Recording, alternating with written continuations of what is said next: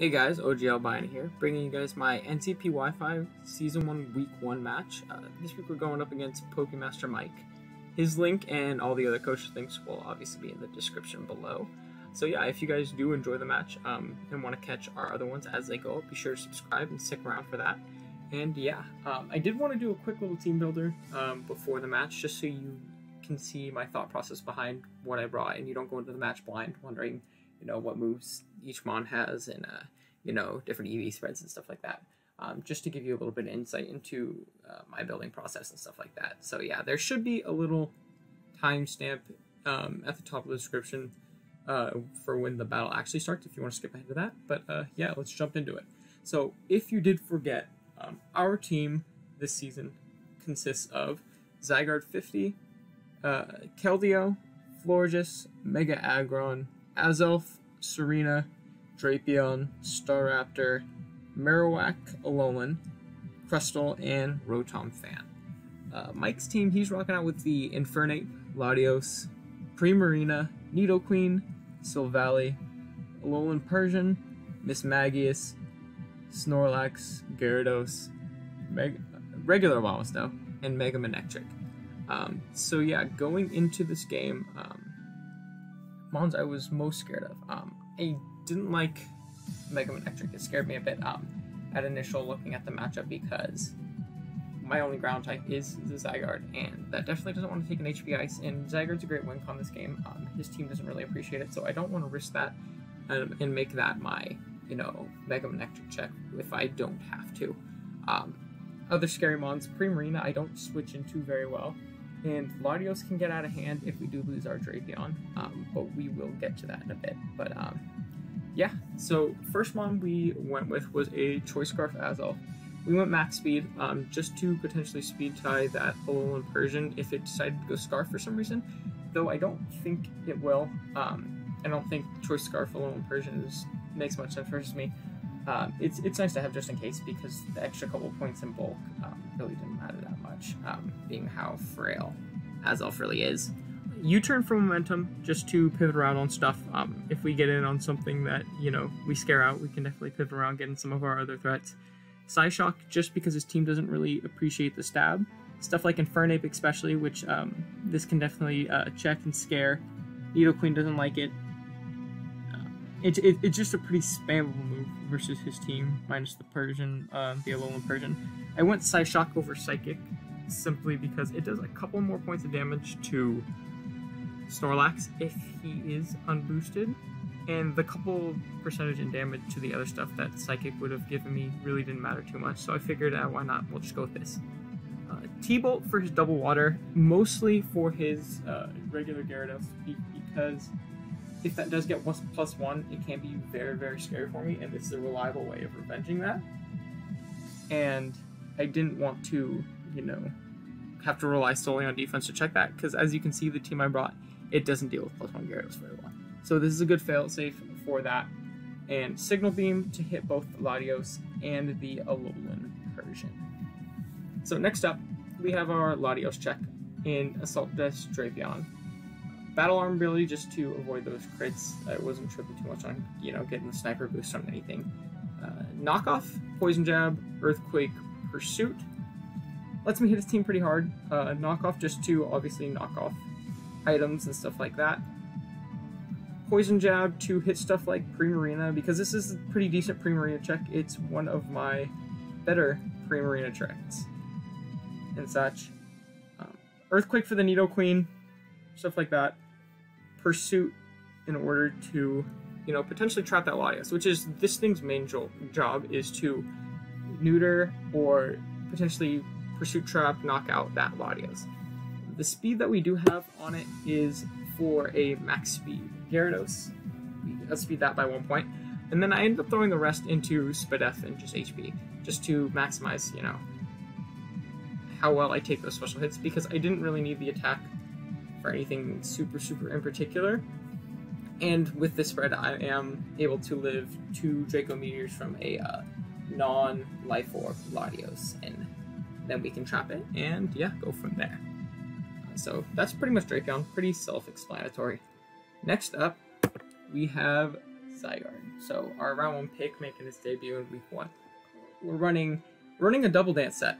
Yachi Berry, just to potentially set up on a lot of his team. He does have an ice type in a Ball of Snow, but everything else that would be hitting Zygarde with those ice moves is it's all non-stab, and it's a lot of its hidden power. So like the Mega Manectric, the Nidoqueen, Ice Fang from Gyarados, Ice Beam from Silvally, Primarina if I wanted to go for Ice Beam over Moonblast for some reason, you know, that kind of thing. It lets me take those and potentially set up, and if I set up on something that does not have it, it swaps out, and then I get up and I get to +2, I essentially win the game. Not much can stop it from there. His only ground resist is the Abomasnow, which isn't too great versus me, and we do have the Yachi Berry for that. If we can boost up or weaken that enough, get rocks up, pick that off with extreme speed after a Coil or a Dragon Dance, that would be super nice. The attack investment, 180 investment, lets me always OHKO a Mega Manectric if I'm at neutral. So say he comes in and intimidates me after I Dragon Dance, I'm at +1 speed but neutral, I always knock it out. Or say I come in on it after, I still have my Yachi and I'm not worried about the HP ice, I just need to knock it out. I can always kill it that way.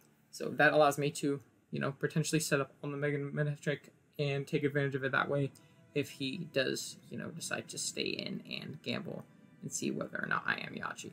Coil, I'll mostly probably be clicking Dragon Dance. Coil's nice if maybe I'm going up, he goes into his Snorlax, I'm already at +1 or something like that, and I can beat that 1v1 with like a Coil set. But mostly I'm going to be clicking Dragon Dance. Coil is a bit more of a filler type of setup move because I didn't really need too much else.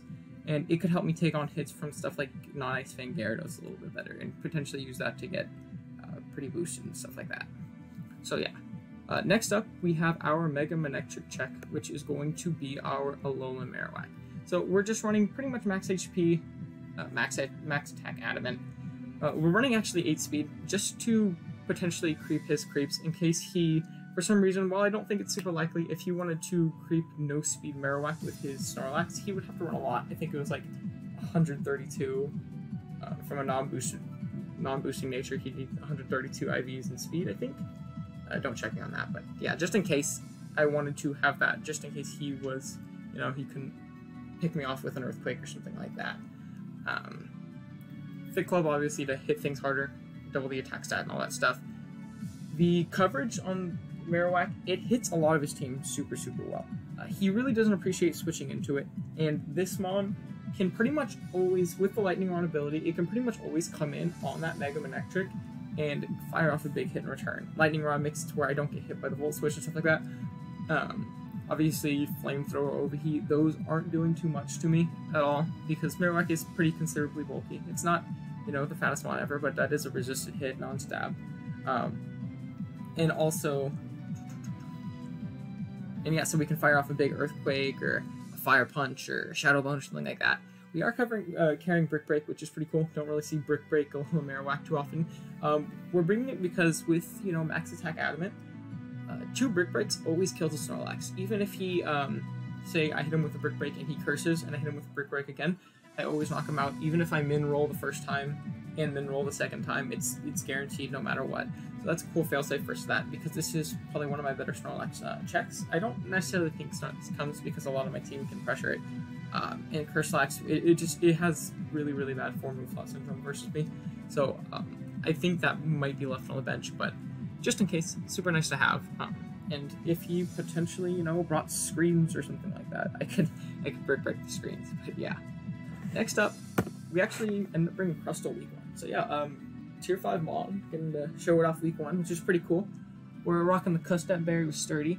The reason we're bringing Crustle is because I noticed his hazard control is pretty subpar. I mean, he has Latios, though Latios doesn't really have the moveslets to run Defog too comfortably versus me this week, and then he also has Silvally. Silvally, I do think it comes for Defog, but it's not the most reliable Defogger, especially depending on the type. Versus my team, it could be exploited pretty easily. So I went with a Custap lead, Sturdy, Crustle, just to essentially get up 2 layers pretty easily. Stealth Rock Spikes, you know, just the hazards. We have Knockoff just to knock off items, Disrupt, you know, maybe knock off a Life Orb, Choice Spec, something like that off of Mon. And then we also have Rock Tomb for speed control, just so that if, say, I lead this and he goes and he sends out his Gyarados first or something like that, I can get up my layer, and if he decides to set up, I can always make sure he can't use me instead of fodder. I can always keep going for Rock Tomb until I go down. He won't get any higher than +1 versus me, and then I can go into Azelf and T-Bolt it. That kind of thing. Just have that failsafe just in case he, you know, does decide to try and use that Crustle to set up fodder. Also lets me, you know, make the Latios slower so I can go into Drapion and not even have to risk the pursuit, maybe even just knock off or something like that. Or just force him into switching out because he knows he's slower, and then I can definitely pursue him. So yeah, hoping Crustle puts in some work. Pretty fun Mon to bring week 1. And yeah, for our last Mon, we have Keldeo. We're bringing Choice Specs Keldeo this week. He really doesn't switch into Keldeo very well. We're running max speed, just a speed tie with that Infernape. Could come up clutch. Like I said, a couple extra points in bulk isn't going to matter too much. But yeah, like I said, he struggles to switch in minus Lottie, which I do believe we deal with pretty well in Choice Scarf Azelf, Drapion, potentially knocking it off with our Crustle and stuff like that. So if we can trap that thing, we can wear it down a little bit. He really doesn't like switching into it, even though he does have the double water. Neither of them want to be burned, and especially Gyarados. I don't think Gyarados is ever going to be the switch into the Keldeo, because if I burn it, it's pretty much useless at that point. And it's such a good win con versus me, I don't think he'll risk that.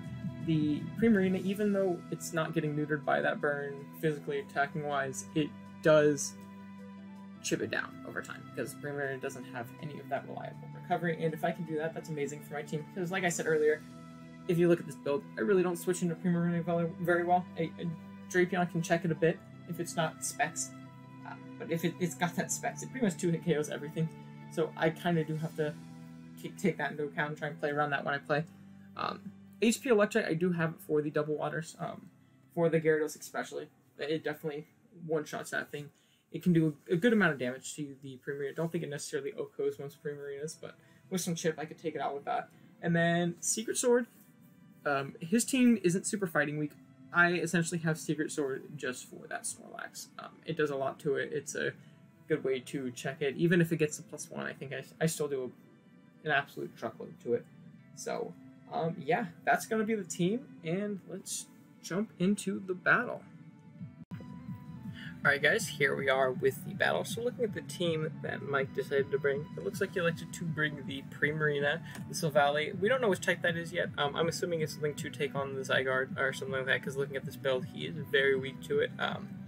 But going on, he does also have the Mega Manectric, the Gyarados, the Infernape, and the Nidoqueen.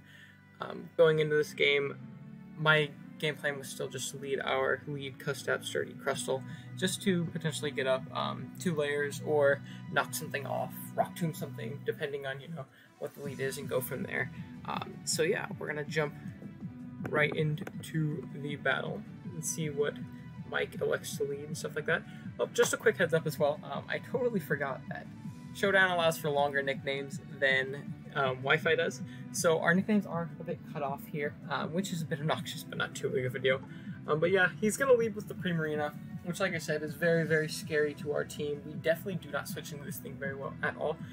So first turn, he's going to go straight for the Surf, bring us right down to our Sturdy, which is totally fine. That's going to put us in range of our Custap, so we can definitely move first next turn, regardless of us being super slow. And first turn, we're going to get up our Rocks. Rocks over Spikes because I wanted to hit the Gyarados a little bit harder. Well, not a little bit harder. I wanted to, you know, have it taste that 25. And then we're going to eat our Custap, and instead of going for another layer of Spikes, we're actually going to go for the knockoff. We go for knockoff over Spikes, being that if this thing is Specs, like I said, we don't take it on very well.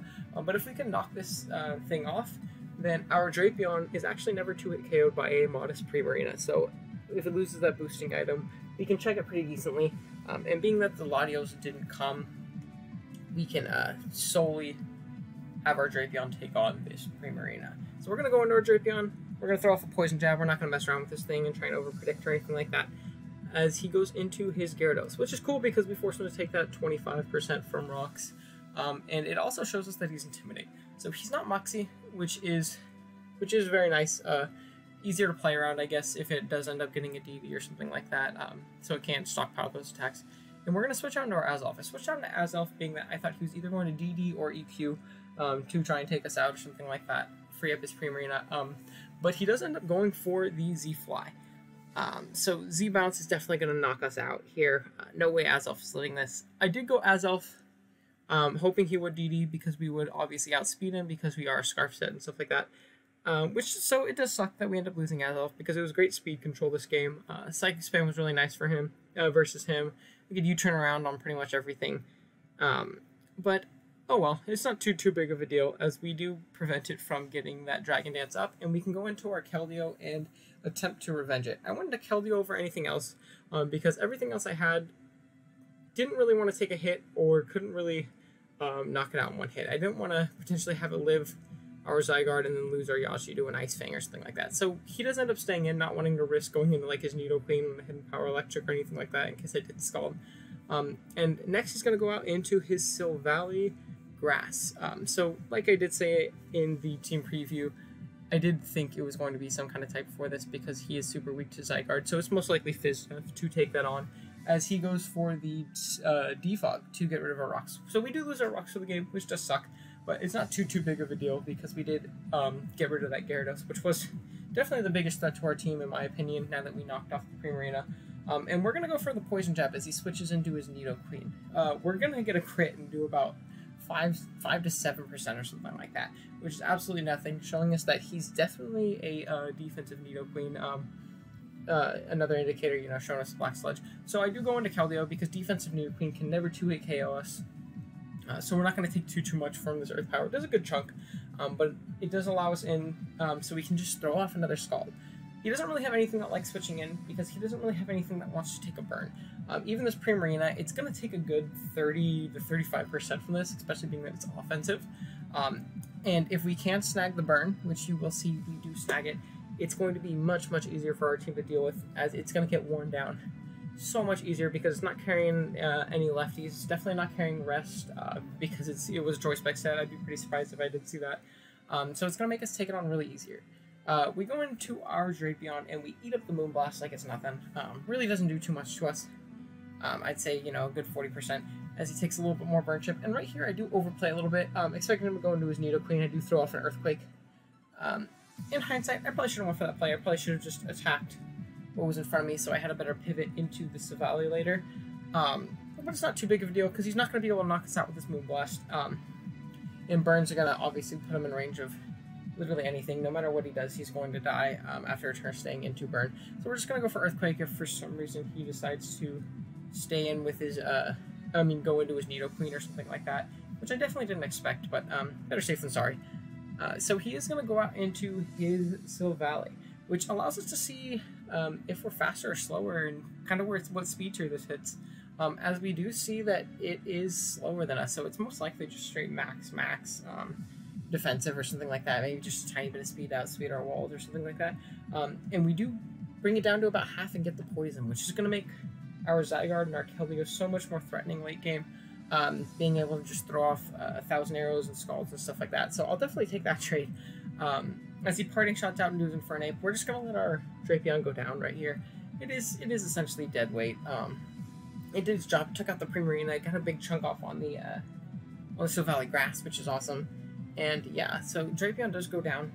As we see, the Infernape is Life Orb. So it's not Scarf or anything like that. I'm kind of forced to go out into our Keldeo and risk a speed tie here. I am running max speed just to be able to speed tie that. I didn't go in, we end up winning it, which is really big, because I didn't want to go out into Zygarde and risk him potentially being mixed, Hidden Power Ice, and lose our Yachi that early in the game, being that all 3 of his last mons most likely had that ice coverage, and I definitely don't want to, risk losing that Yachi in order to set up. So he's going to go into his Manectric in Mega Evolve. We're going to go into our designated counter, which is going to be the Marowak. This thing really can't touch us unless it's HP ground. And if he is HP ground, then our Zygarde sets up all over this, and we can pretty much win the game from there. So I'll definitely take him being HP ground. I think that would be a very odd brain. He does go straight for the Flamethrower. I guess predicting our Marowak, it does do the most damage out of everything in his likely moveset. but still not going to do a lot, as we can just throw off an Earthquake for free. Silvally Grass definitely isn't coming in, and even at -1, this Earthquake's going to do a good 75-80%, which is super nice to chip down this Nidoqueen, put it down low to where it's not really a threat at this point, in all honesty. So we're going to switch out into our Keldeo. As we saw last time from the Earth Power damage, he's likely no special attack, which is super nice because now he can never OHKO us from where we are with any attack he goes for minus a crit. Even the Sludge Wave, like you saw, it just brings us down just below to where we can live, as we can throw off another Scald and basically claim a KO at this point. Everything's in range of it, or at least 2-hit KO'd in the case of the Silvally. It's definitely not taking 2, especially with the Poison. Poison didn't really matter, as you saw, that did like good 35-30%, something like that. So it was definitely in range without that, but that just all but sealed it. So Keldeo's going to pick up its 3rd kill. Definitely putting in the work despite the double water. Specs Keldeo's doing the most versus this team, which is super cool. And the game's looking really nice for us at this point. So he does end up going into his Mega Manectric. At this point, Keldeo can't take any hits. It can't outspeed the Nidoqueen, but so can my Zygarde in the back. So I am just going to leave my Keldeo in on the off chance that he has HP ground and goes for it, predicting the Marowak, as he decides to try and double and catch my Marowak switch, which was a good play. Definitely understand his logic there, but like I said, I didn't really need Keldeo at this point. So Keldeo is actually going to pick up another kill by accident, end up getting 4 this game, as he goes back into his Manectric. I am just going to let him pick off, you know, the Keldeo at this point. I could have switched into Marowak and tried to preserve a little bit of differential, but again, it wasn't a big deal at this point, and I didn't want to, you know, risk him being HP ground or something like that. Or in hindsight, I probably could have, because then he couldn't kill Zygarde, but whatever. So we're just gonna go into Marowak, and we're gonna all but seal this game. Flamethrower's gonna do barely 25%, something like that, and we're gonna finish him off with the Earthquake. So yeah, GG's to Mike. Definitely a good game. Stuff like Primarina and Gyarados are super scary versus me, and that speed tie versus Infernape was huge because that allowed us to keep our Keldeo alive / keep it healthy, which was definitely big, because, you know, even if we did end up surviving that that close combat, at that point we were in range of pretty much everything, and we wouldn't have been able to pivot in on that Nidoqueen later in the game, and we would have had to potentially risk our Zygarde or something like that. It just would have made the game a little bit tougher. But yeah, definitely GG's. And next week we should be playing, I believe it is Carson and his Pittsburgh Shell Steelers. So definitely subscribe if you enjoy it, and if you want to catch that next week's battle and stuff like that when it goes up. And yeah, I'll see you guys then. Later.